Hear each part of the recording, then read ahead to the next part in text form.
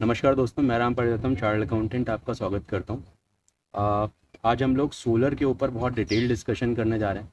और सोलर के ऊपर डिस्कशन करने के लिए, जैसे मैं अपनी फील्ड में एक्सपर्ट हूँ, तो सोलर की फील्ड में एक्सपर्ट हैं हमारे साथ में आशीष दीक्षित सर। प्रोफेसर हैं एमिटी यूनिवर्सिटी में। और इनका अपना सोलर का भी काफ़ी मेजर एक्सपीरियंस है।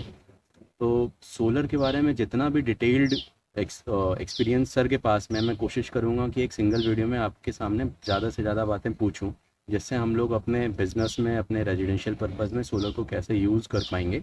और बेसिकली हम जब एफ की बात करते हैं तो एफ के लिए अभी बहुत ढेर सारे प्रोसेसिंग प्लांट्स हैं। तो अपने को प्लांट्स में सोलर को हम कैसे कंज्यूम कर पाएंगे, इसको ध्यान में रखते हुए हम लोग इस वीडियो को रिकॉर्ड कर रहे हैं। ठीक है, तो सर शुरू करते हैं हम लोग। सर, आप सबसे पहले मेरे को ये बताइए कि बेसिकली सोलर का फंक्शन क्या होता है, सोलर होता क्या है, ये आप बताइए। सर, जैसा कि नाम से क्लियर है, सोलर का मतलब है जो एनर्जी हमको सूर्य से मिले। और सूर्य जो है एक असीमित एनर्जी का सोर्स है। हम्म। जैसा कि हम सभी ने पढ़ा है कहीं ना कहीं कि जो एनर्जी है, जो ऊर्जा है, ना तो ये बनाई जा सकती है और ना ही इसको खत्म किया जा सकता है। इसको हम एक इस पार्ट से दूसरे पार्ट में कन्वर्ट कर सकते हैं, ट्रांसफॉर्मेशन कर सकते हैं। एक जैसे मैकेनिकल एनर्जी को इलेक्ट्रिकल में कन्वर्ट कर सकते हैं, इलेक्ट्रिकल एनर्जी को मैकेनिकल एनर्जी में कन्वर्ट कर सकते हैं, विंड एनर्जी को इलेक्ट्रिकल एनर्जी में कन्वर्ट कर सकते हैं। एनर्जी को हम एक फॉर्म से दूसरे फॉर्म में बदल सकते हैं। तो ये हमारे लिए ग्रीन एनर्जी का बहुत बड़ा सोर्स है और ये कभी ना ख़त्म होने वाला स्रोत है। तो हम बेसिकली इसमें करते क्या हैं, जो हमारी सोलर से एनर्जी मिल रही है उसको हम सेमीकंडक्टर मटेरियल के माध्यम से, जो सोलर पैनल के फॉर्म में होता है, उससे हम इलेक्ट्रिकल एनर्जी में कन्वर्ट करते हैं। जैसा कि मैंने बताया कि एनर्जी को हम ना ही पैदा करते हैं और ना ही उसको डिस्ट्रॉय कर सकते हैं, उसको एक पार्ट से दूसरे पार्ट में कन्वर्ट करते हैं। तो सोलर एनर्जी, जो लाइट्स होती हैं सोलर की, सेमीकंडक्टर मटेरियल्स पे जब गिरती हैं, जो कि सेमीकंडक्टर सिलिकॉन होता है या जर्मेनियम होता है, तो वो एनर्जी, सोलर एनर्जी, इलेक्ट्रिकल में कन्वर्ट करती है और उसको हम अपने हिसाब से यूज़ कर सकते हैं। उसको हम डायरेक्ट भी यूज़ कर सकते हैं और उसको हम स्टोर भी कर सकते हैं। अच्छा सर, मतलब जैसे हम लोग एमएनआरई करके जो मिनिस्ट्री है, जैसे जहाँ पे रिन्यूएबल एनर्जी की बात कर रहे हैं, जी तो मल्टीपल सोर्स ऑफ एनर्जीज हैं। तो जी सोर्स ऑफ एनर्जी में एक ये बहुत अहम सोर्स ऑफ एनर्जी है जो फ्रीली अवेलेबल है, जी अपने जी को बहुत ज़्यादा प्रोसेस नहीं करना है, जी जी तो वो वैसे करके होता है। जी अच्छा, ये इसके कई तरीके भी होते हैं क्या, सोलर जी कई जी प्रकार के सोलर बेसिकली कई तरह से हो, हम उसको यूज़ कर सकते हैं। अगर हम बात करें कि सोलर के टाइप्स क्या है, हम्म। तो सोलर के जो बेसिकली तीन तरह के सिस्टम्स हैं। एक तो हमारा डीसी सिस्टम है, दूसरा ऑन ग्रिड सिस्टम है और तीसरा ऑफ ग्रिड सिस्टम है। नॉर्मली अगर बात करेंगे तो लोगों को पता होता है कि दो ही सिस्टम है, ऑन ग्रिड सिस्टम या ऑफ ग्रिड सिस्टम। बेसिकली जो हमें सोलर पैनल से जो इलेक्ट्रिसिटी हम जनरेट करते हैं, जो एनर्जी को इलेक्ट्रिकल में कन्वर्ट करते हैं, वो डीसी फॉर्म में होती है। और अगर हम डीसी को डायरेक्ट यूज़ करते हैं तो लॉसेस बहुत कम होते हैं। जैसे हमारे बहुत सारे पंखे हैं, हमारा टेलीविज़न है, बहुत सारे इलेक्ट्रिकल अप्लायंसेस हैं, मोबाइल फ़ोन, ये सब डीसी पे ही ऑपरेट होते हैं। तो अगर हम डायरेक्ट उसको यूज़ करें तो ये एक जो जिनका इलेक्ट्रिसिटी बिल बहुत कम आता है, उनके लिए सबसे बढ़िया बेनिफिशियल होगा डायरेक्ट सिस्टम, डीसी जिनके सिस्टम। ज़्यादा। नहीं नहीं, कम आता है। बट क्या होता है कि इसमें हम जो 3 फेज की मशीन्स होती हैं, जो हैवी अप्लायंसेस होते हैं, वो हम डायरेक्ट एनर्जी से, डायरेक्ट डीसी करंट से नहीं चला सकते हैं। तो उस केस में ऑन ग्रिड सिस्टम या ऑफ ग्रिड सिस्टम होता है।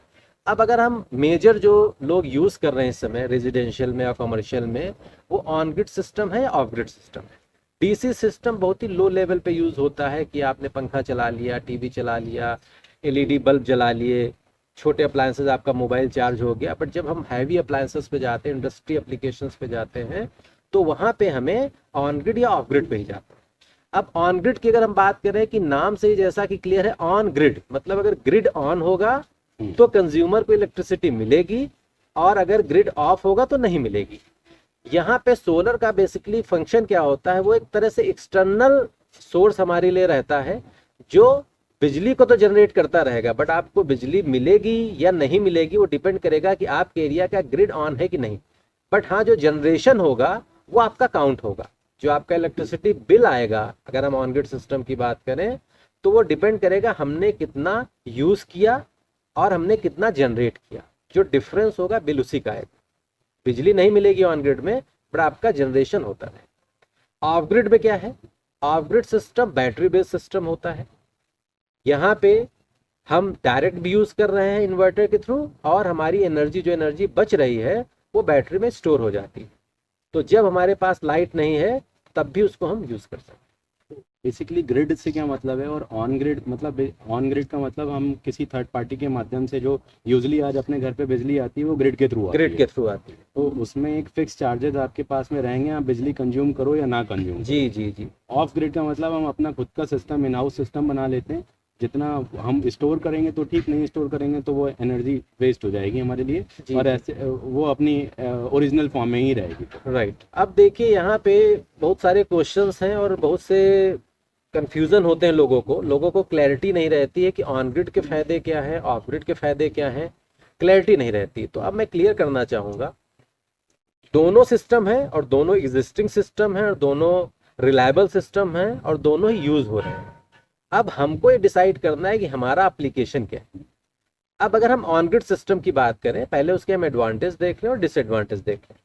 ऑन ग्रिड सिस्टम का सबसे बड़ा एडवांटेज ये है कि अगर हमें सपोज कर लो 10 दिन बिजली की कोई आवश्यकता नहीं है, तो वो जो जनरेशन होगा वो भी हमारा इंक्लूड हो रहा है, मतलब वो भी गवर्नमेंट को बिजली जा रही है।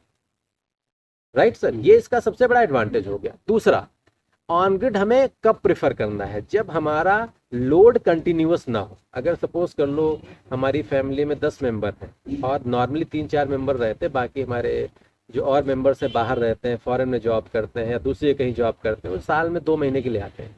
तो हमें अगर साल में 2 महीने के लिए 3 AC 4 AC चलाना है, तो उस केस में हम क्यों अननेसेसरी बैकअप रखें जबकि हमको उसकी जरूरत ही नहीं है। तो हम क्या करेंगे, वहां पे ऑन ग्रिड सिस्टम बेहतर उपाय है।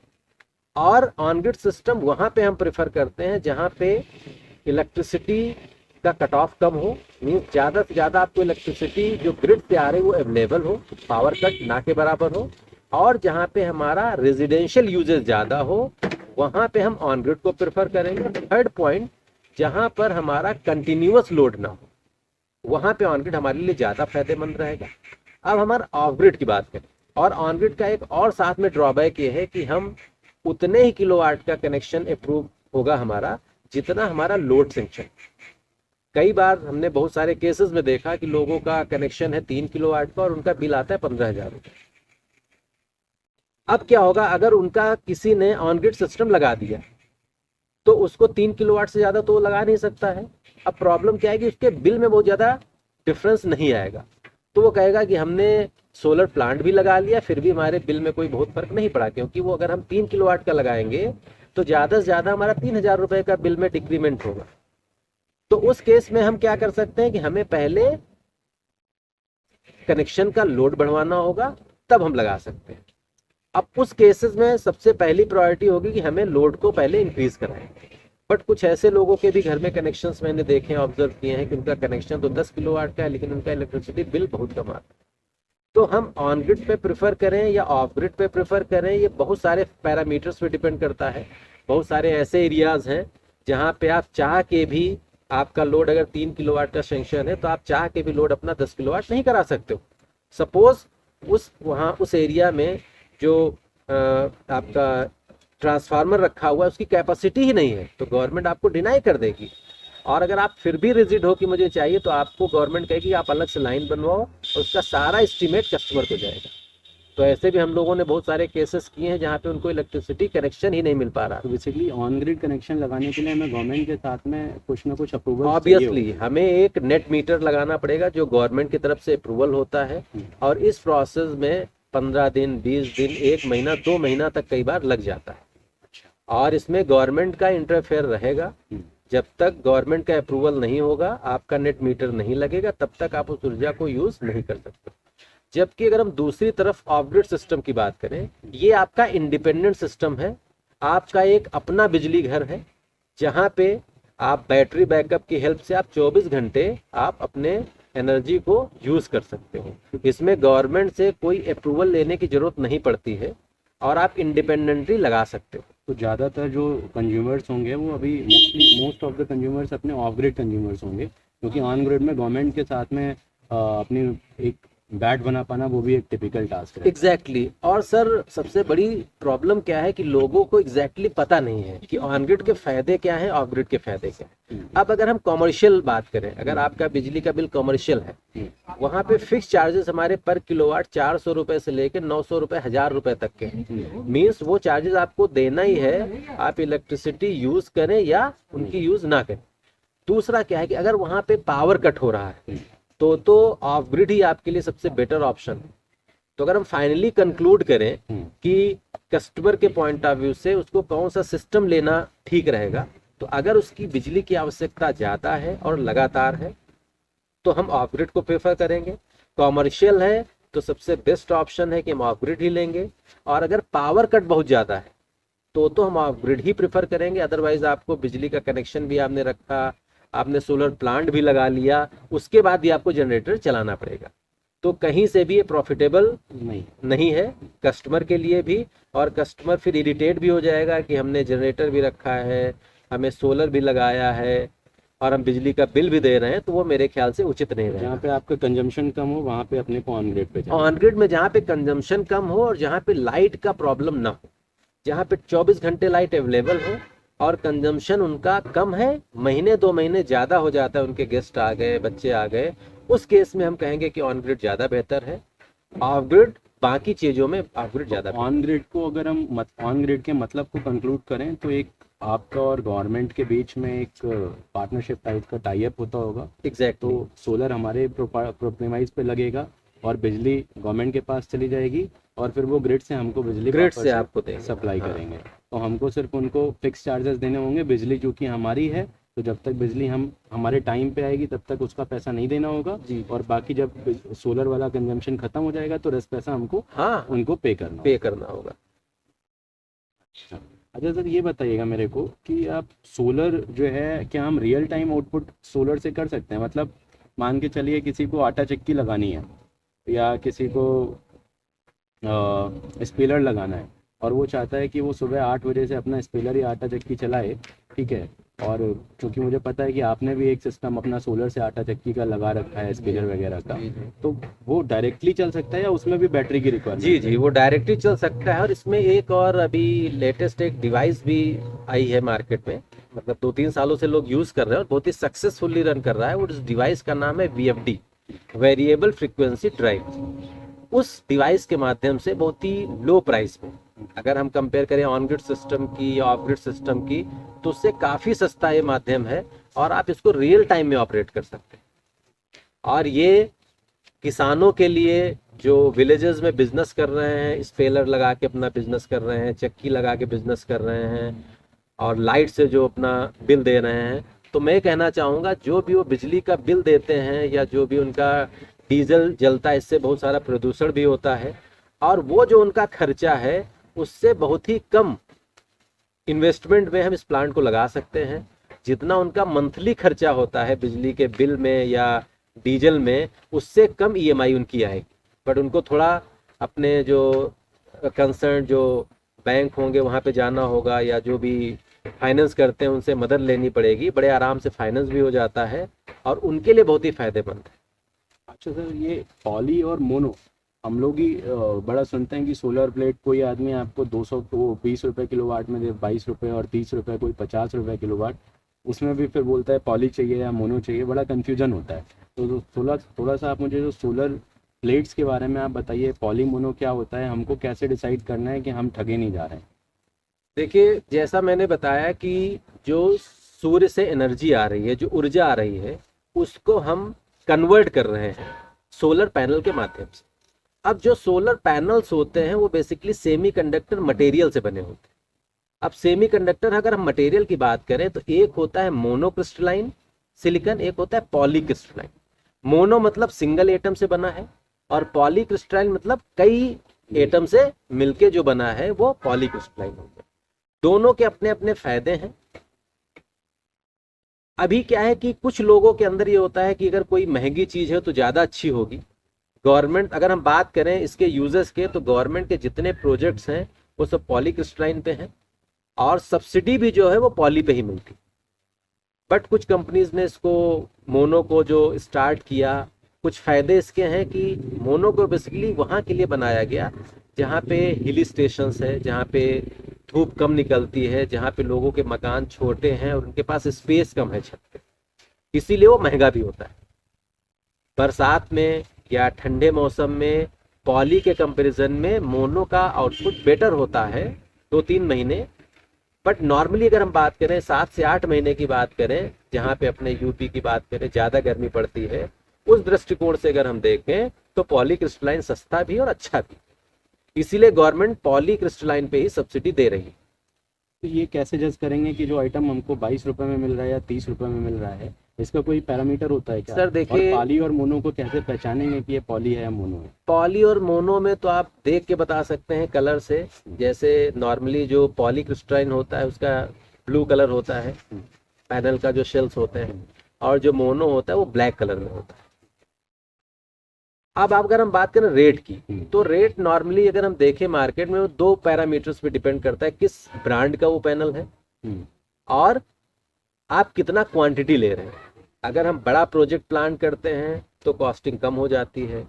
अब हम किस ब्रांड का ले रहे हैं, ल्यूमिनस का 30 से 35 रुपए का भी लोगों को मिल रहा है, बट नॉर्मली 22 से 23 रुपए लगा के 30 रुपए तक के अच्छे पैनल्स मिल जाते हैं, जिसमें मोनो और पॉली की अगर हम बात करें लगभग 2.5 से 3 रुपए का पर वाट अंतर आता है। अगर हम किलो वाट में बात करें तो लगभग 2.5 से 3 हज़ार रुपए पर किलो वाट आता है। अभी सर आपसे वाट और किलो वाट के बारे में भी हम पूछेंगे जी। बट अभी ये पॉली और मोनो में एक आखिरी चीज़ हाँ, आप कस्टमर के पॉइंट ऑफ व्यू से मैं एक चीज़ और बोलना चाहता हूँ। जैसे जो मैंने एनालाइज किया, कुछ कस्टमर्स मेरे पास आए कि सर हमारा मकान जो है 300 स्क्वायर फीट का है, बट हमारी 3 फ्लोर बनी हुई हैं, तो सर हमारा बिजली का बिल बहुत आता है।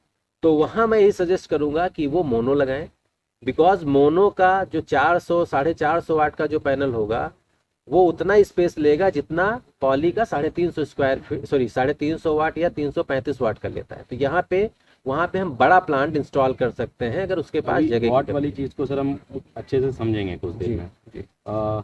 मेरे को सर आप ये बताइए कि जैसे एक कस्टमर है, उस वो गया मार्केट में, अभी आपने मुझे पॉली और मोनो मोटा मोटा समझा दिया, अब बोला उसने पॉली लेना है, तो कोई आदमी उससे कह रहा था आप 23 रुपये का, कोई कह रहा है 24 रुपये का, वो कैसे जज करेगा कि कौन सा वाला जो सोलर प्लेट उसको मिल रहा है वो ज़्यादा बेहतर है और उसको ले लेना चाहिए, और कौन सा ख़राब है नहीं लेना चाहिए? सर देखिए, ये खराब तो कोई नहीं होगा क्योंकि सभी कंपनी जो है 25 साल की वारंटी दे रही है रिप्लेसमेंट।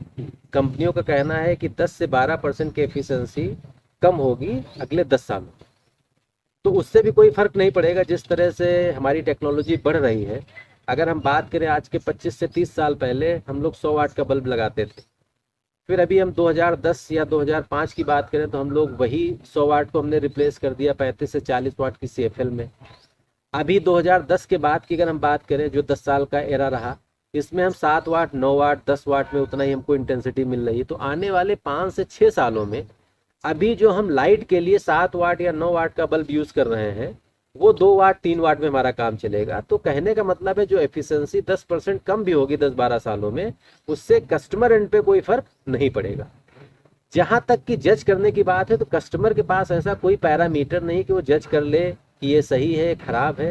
हाँ, अच्छे अगर ब्रांड से ले रहा है, अच्छी कंपनी से ले रहा है, प्रॉपर GST बिल ले रहा है, तो कस्टमर को कोई दिक्कत नहीं है। यहाँ पे उसको जो सस्ता मिल जाए मेरे हिसाब से उसको वो ले लेना चाहिए, क्योंकि जो उसमें सेल लगे होते हैं वो बनाने वाली विश्व में कुछ ही कंपनियां हैं, 2 ही 3 कंपनियां हैं जो भी सेल बना रही हैं, जो वास्तव में सोलर एनर्जी को इलेक्ट्रिकल एनर्जी में कन्वर्ट कर रहा है। ब्रांड की अगर हम बात करें तो आपको लखनऊ में ही 100 ब्रांड मिल जाएंगे। तो कस्टमर के दृष्टिकोण से कस्टमर बहुत ब्रांड के पीछे ना भागे, कस्टमर GST बिल ले और कंपनी कोई हो जो रजिस्टर्ड हो, जो उसको 25 साल की वारंटी दे रही है, और जिस कंपनी का भी सस्ता मिले उसको लेना चाहिए। अच्छा सर, ये जो सोलर का जो सिस्टम रहता है वो जहाँ तक मेरे को पता है कि कितने किलोवाट आपका कंजम्पशन है उसके अकॉर्डिंग डिपेंड करता है। तो हमें ये किलोवाट क्या होता है और इससे हम कैसे जज करें कि हमको कितना बड़ा सिस्टम लगाना है, और उसकी कैलकुलेशंस क्या होती हैं? थोड़ा सा आप कैलकुलेशंस के ऊपर बताइए। जी, ये आपने बहुत ही अच्छा क्वेश्चन पूछा। इसमें बहुत कन्फ्यूज़न होता है और इसको मैं शुरुआत करूंगा एक बहुत ही प्रैक्टिकल एग्जांपल से। जैसे नॉर्मली अगर हम बात करें तो अपने देश में, अपने क्षेत्र में 90% लोग जो दवाई लेते हैं वो मेडिकल स्टोर से ही ले लेते हैं कि भाई मुझे बुखार है, सर्दी है, दवाई दे दो। तो मेडिकल स्टोर का बंदा ही डॉक्टर बन जाता है, उसको दवाई सजेस्ट कर देता है। ऐसे ही सोलर इंडस्ट्री में भी है, सही लोगों को सलाह नहीं दे पाते कि एग्जैक्टली आपको कितने किलोवाट प्लांट की जरूरत है। तो प्रॉब्लम वहां पे क्या आती है कि उसको जरूरत थी 10 किलोवाट की, आपने उसको सजेस्ट कर दिया 3 किलोवाट। कहीं पे उसको जरूरत है 15 किलोवाट की, आपने उसको केवल 5 ही किलोवाट सजेस्ट किया। तो अब इसको हम कैसे कैलकुलेट करें? बहुत ही सिंपल सी चीज मैं आपको बताऊंगा। जो भी हम इलेक्ट्रिसिटी बिल पे करते हैं वो हम यूनिट्स का पे करते हैं कि हमने 200 यूनिट कंज्यूम किया, 300 यूनिट कंज्यूम किया, 400 यूनिट कंज्यूम किया, 500 यूनिट कंज्यूम किया, उसको हम पे करते हैं। और जैसे जैसे हमारी यूनिट्स बढ़ती हैं वैसे वैसे गवर्नमेंट ने, यूपीपीसीएल ने, या अलग अगर हम स्टेट की बात करें, एमपीपीसीएल, बिहार पीसीएल, राजस्थान पीसीएल, सब अलग अलग पावर ग्रिड हैं। 1 यूनिट सभी जगह पूरे भारत में एक ही है। अब 1 यूनिट को अगर हम समझ लेते हैं 1 यूनिट का क्या मतलब है, तो हम अपने घर के जो अप्लायंसेस हैं, कितने अप्लायंसेस हैं, कितने घंटे हम यूज कर रहे हैं, तो कोई भी आम आदमी बड़ी आराम से अपने लोड को कैलकुलेट कर सकता है और खुद वो डिसाइड कर सकता है कि उसको कितने किलोवाट का प्लांट लगाना है। अब हम सबसे पहले आते हैं जो इसकी यूनिट है, जिसको हम बोलते हैं 1 यूनिट। तो 1 यूनिट को बोलते हैं 1 kWh। kWh मतलब किलोवाट आवर। 1 किलोवाट घंटा को हम 1 यूनिट बोलते हैं। अब ये कैसे कस्टमर को पता चलेगा कि हमने इतना यूज किया, 1 यूनिट हो गया? 1 किलोवाट आवर का मतलब है कि अगर हम कोई लोड, टीवी, पंखा, फ्रिज, एसी, कूलर, कुछ भी हो सकता है, 1 किलोवाट लोड को 1 घंटे चलाएं तो 1 यूनिट बिजली खर्च हो। अब जैसे किलोवाट का मतलब 1000 वाट। 1 किलोवाट का मतलब 1000 वाट को अगर हम 1 घंटे चलाएं तो 1 यूनिट बिजली खर्च होगी। अब सब स्टेट का अलग अलग यूनिट चार्ज है, उस पर मैं नहीं जाऊंगा, वो खुद कैलकुलेट कर लेंगे लोग जिनको भी जरूरत है। अब जैसे आप की बात करें, आपके घर में सपोज कर लो एक एलईडी बल्ब जलता है 10 वाट और आप उसको 15 घंटे चलाते हो, तो 10 वाट गुणे 15 कितना हो गया? 150 वाट। अब इसको किलोवाट में अगर हम कन्वर्ट करेंगे तो उसको 1000 से डिवाइड कर देंगे, तो 150 डिवाइडेड बाय 1000, तो ये आया 0.15। मतलब आपकी एक 10 वाट की एलईडी अगर 15 घंटे जलती है तो 0.15 यूनिट बिजली आपने कंज्यूम की। दूसरा एग्जांपल लेते हैं कि आपके घर में सपोज कर लो एक पंखा है जो नॉर्मली 50 वाट लाइट ले रहा है, पावर ले रहा है, और उस पंखे को आप 20 घंटे चलाते हो। 50 वाट पंखा 20 घंटे चला तो कितना हो गया? 50 गुणे 20 वाट गुणे घंटा, 1000 हो गया। इसको 1000 से डिवाइड कर दीजिए तो 1 यूनिट आ गया। इसका मतलब अगर एक पंखा 50 वाट का आप 20 घंटे चलाते हो दिन भर में, तो आप केवल 1 यूनिट कंज्यूम करते हो। और अगर नॉर्मली अगर आपका बिल 500 यूनिट के अंदर आता है तो उसका बिल का चार्ज लगभग 6 रुपए होगा। तो मतलब एक पंखा 20 घंटे चलाने पे केवल आप 6 रुपए खर्च करते हैं। एक बल्ब जलाने पे लगभग आप 0.15 यूनिट, 1/6 यूनिट खर्च करते हो। मतलब 1 रुपए से भी कम खर्चा होगा अगर आप एक एलईडी बल्ब 15 घंटे जलाते हो। ऐसे आप किसी भी लोड को कैलकुलेट कर सकते हो। अब बहुत से लोगों को कंफ्यूजन होता है कि सर हमारा 2 किलोवाट का सिस्टम है, हम कितने एसी चला लेंगे, 2 चलेगा कि 1 चलेगा? तो जिन लोगों के घर में ऑन ग्रिड का प्लांट लगा है, मैं उनसे कहना चाहूंगा, सोलर प्लांट आपने कितने किलोवाट का लगाया है उसका एसी से, फ्रिज से कोई मतलब नहीं है। आपको जो बिजली मिल रही है वो ग्रिड से ही मिल रही है। आप जो बिजली पैदा कर रहे हो, जनरेट कर रहे हो, वो ग्रिड पे जा रही है। सोलर प्लांट लगाने से जितना जनरेशन हो रहा है उतना बिल आपका माइनस हो गया, बाकी आपके उसमें कोई फर्क नहीं पड़ेगा। बहुत लोग के क्वेश्चंस होते हैं, सर क्या वायरिंग चेंज करनी पड़ेगी? आपकी जो इलेक्ट्रिसिटी वायरिंग है उसमें कोई चेंजेस नहीं होगा, आपके लोड में कोई चेंजेस नहीं होगा। केवल आपका एक एक्सटर्नल बिजली घर बन गया जो कि कैलकुलेट करके आपको बता देगा कि आपने इतना जनरेट किया। एक नेट मीटर लगा होता है, नेट मीटर नाम से ही क्लियर है, वो डिफरेंस बताएगा कितना आपने जनरेट किया और कितना आपने कंज्यूम। तो मान लीजिए कि वैसे हमने 1 किलोवाट का सोलर लगाया, तो 1 किलोवाट का सोलर का प्लेट होगा, वो ये कैसे पता चलेगा कि वो 1 किलोवाट का सोलर का जो प्लेट है मतलब वो कितना यूनिट अपने को बिजली देगा? यस, ये भी आपका बहुत ही अच्छा सवाल है। नॉर्मली अगर हम 1 किलोवाट प्लांट की बात करें तो उसको हर घंटे 1 यूनिट बिजली पैदा करनी चाहिए। बट होता क्या है कि धूप का जो रेडिएशन है, इंटेंसिटी उसकी कम ज़्यादा होती रहती है और एफिशिएंसी कभी भी जनरेशन की 100% हम नहीं ले सकते। तो सारे कैलकुलेशन, उसमें बहुत सारे पैरामीटर्स हैं, सब लोगों को इसकी जरूरत नहीं है। अगर हम मोटे तौर पे कहें कि जो कंपनी का दावा है कि पूरे दिन में अगर हम एवरेज निकालें 365 दिन का, तो 5 यूनिट 4.5 यूनिट पर डे पर किलोवाट का जनरेशन होता है। गर्मियों में जनरेशन है 6-6.5 यूनिट भी हो जाता है दिन भर में, क्योंकि वहां पे आपको 6-6:30 बजे से ही जनरेशन होने लगता है, 5:30-6 बजे तक जनरेशन शाम को होता है। ठंडियों में जनरेशन कम होता है, बरसात में भी कम होता है। तो ओवरऑल जो कंपनी क्लेम करती है 5 यूनिट पर डे पर किलोवाट, बट हम उसको कैलकुलेशन के लिए अगर 4.5 यूनिट लेके चलेंगे तो बेटर होगा। अच्छा सर, सोलर सिस्टम में जहाँ तक मेरी नॉलेज है उसमें सबसे ज़्यादा महंगा जो चीज़ है वो आपका बैकअप। तो मेरे को आप थोड़ा सा बताइए कि बैटरी बैकअप, बैटरीज कितने तरीके की आती हैं, जैसे आजकल एक लिथियम आयन बैटरी जो बारे में काफ़ी ज़्यादा चर्चा होती रहती है, तो बैटरी कितने तरीके की होती है, और सोलर के बैकअप को रेजिडेंशियल पॉइंट ऑफ व्यू से और बिजनेस पॉइंट ऑफ व्यू से अगर कोई आदमी प्लान करना चाहे तो कैसे प्लान करे जिससे उसका खर्चा भी कम हो बैकअप के ऊपर और उसको यूटिलिटीज़ भी ज़्यादा मिल जाए। देखिए, ये मार्केट में बहुत सारा मिसकंसेप्शन है कि जो ऑफ ग्रिड सिस्टम है उसका बैटरी का खर्चा बहुत ज़्यादा होगा। ऐसा नहीं है, इस पे हम लोग एक अलग से भी वीडियो बनाएंगे कैलकुलेशन के लिए। अब अगर हम बात करें, अगर हमारा कमर्शियल कनेक्शन है तो ऑफ ग्रिड जो सिस्टम होगा, बैटरी वाला जो सिस्टम होगा, वो बहुत फायदेमंद होगा। अब अगर हम बात करें कि हमारा बिजली का बिल कितना आया और उसमें हम रात में कितना यूज कर रहे हैं, दिन में कितना यूज कर रहे हैं, ये डिपेंड करेगा person to person, family to family. Suppose कर लो किसी की फैमिली में बच्चे पढ़ने चले जाते हैं, हस्बैंड वाइफ दोनों वर्किंग हैं, और वो ऐसी जगह में घर बनवाए जहाँ पे लाइट की प्रॉब्लम्स है और उन्होंने ऑफ ग्रिड सिस्टम लगा लिया, तो उस केस में हमको प्लान करना पड़ेगा कि उनका इलेक्ट्रिसिटी बिल कितना है या उनकी यूनिट कितनी है। हम यूनिट की बात करें, बिल इट डजंट मैटर। अगर हम बात करते हैं कि उनका यूनिट का कंजम्पशन 300 यूनिट है, इसका मतलब पर डे उनका 10 यूनिट का कंजम्पशन है, जिसमें से उनका दिन का कंजम्पशन केवल 4 यूनिट है। इसका मतलब रात में उनको बैकअप चाहिए 6 यूनिट का। तो अब हम 6 यूनिट बिजली को किस तरह से स्टोर करेंगे, उस पर चर्चा करने के लिए हम पहले बैटरी के जो स्पेसिफिकेशंस होते हैं उस पर थोड़ा समझ लें। जितनी भी मार्केट में बैटरी अवेलेबल है वो 12 वोल्ट में आती हैं, चाहे वो लिथियम बेस्ड हो या लेड एसिड बेस्ड। दोनों जो बैटरी हैं, लिथियम आयन की बात करें, गवर्नमेंट उस पर फोकस कर रही है, और जो हमारी जितनी भी ऑटोमोटिव बैटरीज हैं, जितने भी हमारी स्ट्रीट लाइट आज की डेट में लग रही हैं 2020 के बाद, वो सब लिथियम आयन बेस्ड लग रही हैं। इसके फायदे भी हैं और नुकसान की अगर हम बात करें तो केवल एक ही नुकसान है कि कॉस्टली है। अभी चूंकि इसकी मैन्युफैक्चरिंग बहुत ज़्यादा अपने देश में नहीं है, इस वजह से महंगी है, बट आने वाले टाइम में हम लोगों को लिथियम आयन पे ही जाना पड़ेगा। सबसे बड़ा फायदा क्या है कि इसको हम 99% तक डिस्चार्ज कर सकते हैं, जबकि लेड एसिड बैटरी सस्ती तो है, हैवी बहुत है, उसको स्टोर करना मुश्किल है, आपको पानी चेक करना होता है, और छोटे घरों में दिक्कत भी है उसको रखने की।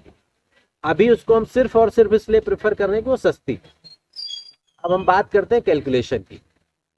सारी बैटरीज हैं सारी बैटरी 12 वोल्ट्स में आती हैं। अब हमें डिपेंड करता है कि हमें कितनी बैटरी लगानी है और कितना यूनिट हमको चाहिए। तो एक छोटा सा हम एग्जांपल लेते हैं। नॉर्मली अगर हम बात करें तो 90% लोगों के यहाँ बैटरी 150 एच की लगी होती है। 150 एच का मतलब होता है 150 एम्पेयर की करंट आप 1 घंटे ड्रॉ कर सकते हैं। अगर आपको 15 एम्पेयर करंट निकालनी है तो 10 घंटे चलेगी बैटरी, आपको 50 एम्पेयर करंट निकालनी है तो 3 घंटे चलेगी। अब कैसे कस्टमर समझेगा कि 150 एच का हम यूनिट से कैसे रिलेट करें, क्योंकि अल्टीमेटली हम लोग जो भी करते हैं, जो बिल पे करते हैं, यूनिट से करते हैं। अगर हमको बैकअप चाहिए तो यूनिट के हिसाब से चाहिए। तो एक बहुत ही सिंपल रिलेशन जो हर किसी को पता है, पावर का। पावर मतलब वोल्टेज और करंट का मल्टीप्लिकेशन होता है। तो बैटरी हमारी 12 वोल्ट की है और उसकी कैपेसिटी 150 एम्पेयर है। तो अगर हम 150 को 12 से मल्टीप्लाई कर देंगे तो ये हो जाता है 1800, मतलब ये हमारी 1800 वाट पावर हो गई। अब चूंकि अगर लेड एसिड बैटरी है तो हम इसको 75-80% ज़्यादा इसको डिस्चार्ज नहीं कर सकते हैं। तो अगर हम 1800 वाट का 75% निकालें तो लगभग ये 1350 वाट आता है। अब 1350 वाट को 1000 से आप डिवाइड कर दीजिए तो हमको यूनिट पता चल जाएगा। मतलब एक बैटरी जो नॉर्मल हम लोग यूज करते हैं 1.35 यूनिट बिजली उसमें स्टोर है। अब जैसा कि हमने एक एग्जांपल अभी लिया था कि एक फैमिली है जिसको 6 यूनिट बिजली स्टोर करनी है, तो वो यहाँ पे क्या कर सकता है कि बैटरी जो 150 एच का कैलकुलेशन करके हमने निकाला कि 1.35 यूनिट आया, अगर इसको हम 200 एच कर दें तो 200 गुणे 12 कितना हो जाएगा, 2400।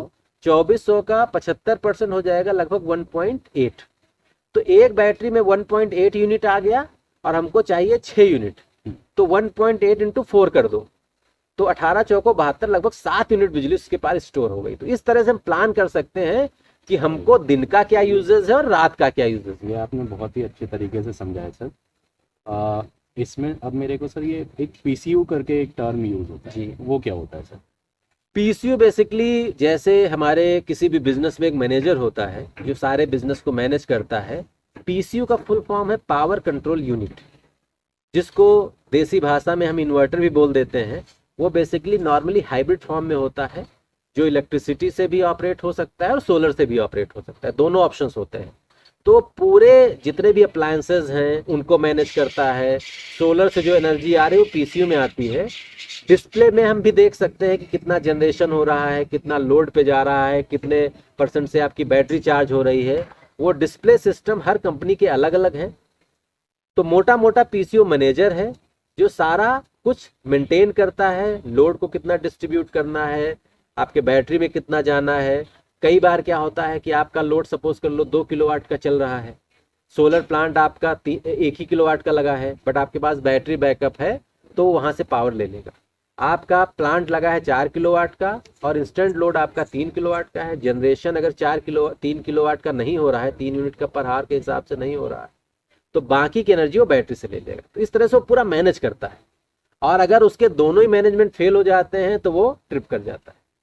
मान लो बैटरी में भी पावर नहीं है, बैकअप नहीं है, और सोलर से भी जनरेशन नहीं हो रहा है और लाइट भी नहीं, तो वो शट डाउन हो जाए। मतलब वो ऐसा भी कर सकता है कि 50% बैटरी से उठा ले रहा है, 50% हाँ पावर से हाँ, उठा ले रहा है, दोनों को मिक्स करके वो रियल टाइम में वेरी बैलेंस करता रहता है। हाँ, वो डिपेंड करता है लोड का। सपोज कर लो लोड आपका 700 वाट है और जनरेशन हो रहा है 1000 what real time basis real time में, तो 700 आपके लोड को दे देगा, 300 बैटरी में ले जाएगा। आपका लोड हो गया 1000 वाट, जनरेशन हो रहा है 700 वाट, तो 700 तो जो जनरेट कर रहा है वो दे देगा, 300 बैटरी से उठाता रहेगा। ये पूरा मैनेज करता है। मतलब एक तरीके से इनफ्लो आउटफ्लो दोनों चीजों दोनों को देखता है। अच्छा सर, एक दो सवाल और रह गए हैं। जैसे लाइफ ऑफ सोलर आपने पहले ही हालांकि कवर किया, 25 साल के आसपास जनरल लाइफ है, तो इसमें रेजिडुअल वैल्यू भी सोलर की होती है, सिर्फ बैटरी की होती है? मतलब कंजम्पशन के बाद में सोलर का कुछ अपने को कबाड़ ही जाएगा? नहीं, कबाड़ ही जाएगा, इसका कोई और यूज नहीं है। बट बैटरी का मैं इसी फील्ड का हूँ, बीटेक एमटेक सब मैंने इलेक्ट्रॉनिक्स से ही किया है, पीएचडी भी मेरा लो पावर से ही चल रहा है। तो मेरा जो मानना है, लाइफ टाइम सोलर खराब नहीं होगा। अगर कोई कंपनी आपको 25 साल की वारंटी दे रही है तो इसका मतलब ये नहीं कि वो 25 साल में खराब हो जाएगा। मेरे हिसाब से तो 100 साल तक चलता रहेगा। और आने वाले टाइम में, जैसा मैंने जिक्र किया, ये चीज कोई भी पर्सन रिलेट कर सकता है कि हमारी 25 साल पहले पावर की रिक्वायरमेंट क्या थी, आज क्या है। और आने वाले टाइम में जिस तरह से टेक्नोलॉजी बढ़ रही है, अभी जो हम लोग एसी पे बहुत ज़्यादा डरे हुए रहते हैं कि बिजली का बिल बहुत ज़्यादा आता है, 2 किलोवाट 3 किलोवाट पावर लेता है, तो आने वाले टाइम में 200 300 400 वाट के एसी आ जाएंगे।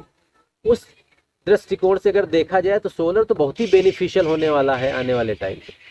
और एक बहुत ही महत्वपूर्ण चीज जो हम लोग को शुरुआत में डिस्कशन करना चाहिए था, वो मिस हो गया, कि लोगों को सबसे बड़ा तो फायदा है कि उनका बिजली का बिल बच रहा है।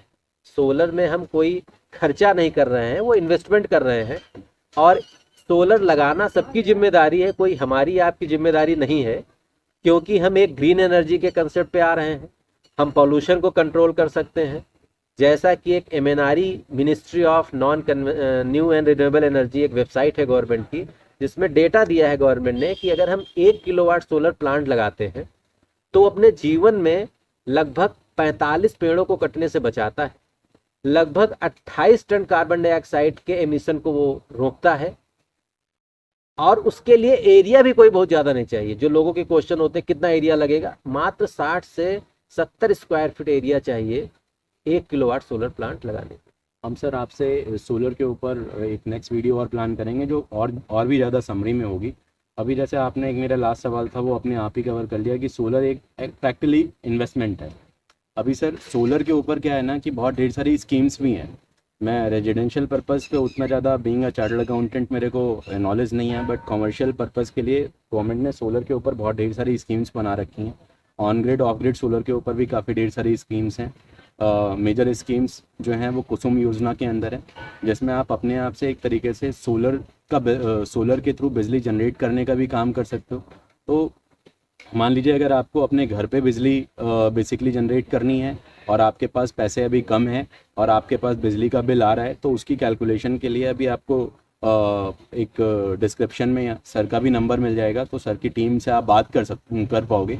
तो आप कैसे अपने यहाँ सोलर लगा सकते हो, कितना खर्चा लगेगा, एक छोटी सी आपको जानकारी दे दूँ। मान के चलिए आपके पास कार है, ठीक है, और आपका 2-2,500 का महीने का बिल आ रहा है, तो आप उस चूँकि कार आपकी भले ही वो लोन पे चल रही हो या फिर फ्री होल्ड हो गई हो, आप अपनी कार के ऊपर एक 12-13-14% के ऊपर एक लोन उठा लो, जिससे आप सोलर लगा लो, अपनी बिजली का पैसा काट दो, ठीक है। आपके पास ये 3 साल के बाद बैटरी का जो रेजिडुअल वैल्यू बचेगा वो भी ऑलमोस्ट लगभग हमारी समझ से 25-30% रहता है ना सर? आराम से 25-30% के आसपास रहता है। और बैटरी में थोड़ा मैं बोलना चाहूँगा कि बैटरी मार्केट में 5 ईयर्स तक की वारंटी वाली अवेलेबल है। और मेरे घर में जब सोलर नहीं था, नॉर्मल इन्वर्टर की बैटरियाँ भी 7-7, 8-8 साल चलती हैं। कंपनी सर अगर आपको 5 ईयर्स की वारंटी दे रही रिप्लेसमेंट, तो बैटरी 7-8 साल चल जाती है। उसके बाद भी उसका जो वैल्यू है 40%, 35% आराम से मिल जाता है।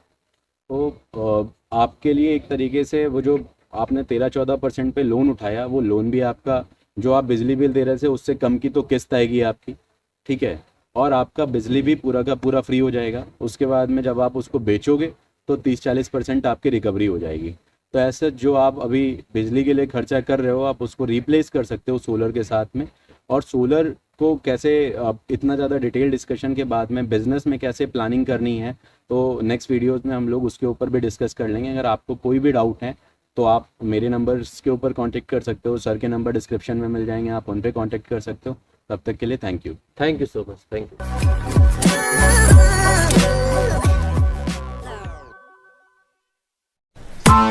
Press the bell icon on the YouTube app and never miss another update.